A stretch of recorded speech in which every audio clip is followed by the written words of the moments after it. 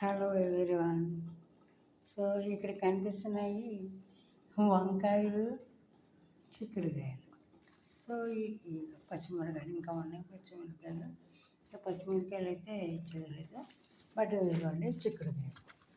So ఇవన్నీ కూడా 2-3 గింజలు పెట్టి మొక్కలు నాటితే వచ్చినాయి అన్నమాట.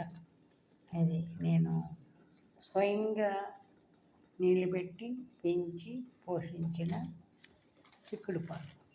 సో చిక్కుళ్ళు.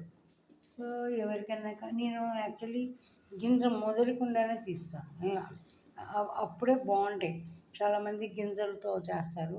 సో తర్వాత తీయొచ్చు, కానీ ఇప్పుడు మాత్రం లేత అంటే గింజ ఫామ్ అవుద్ది, బట్ పూర్తిగా ఉండదు అనమాట, లైక్ దిస్ అట్లా.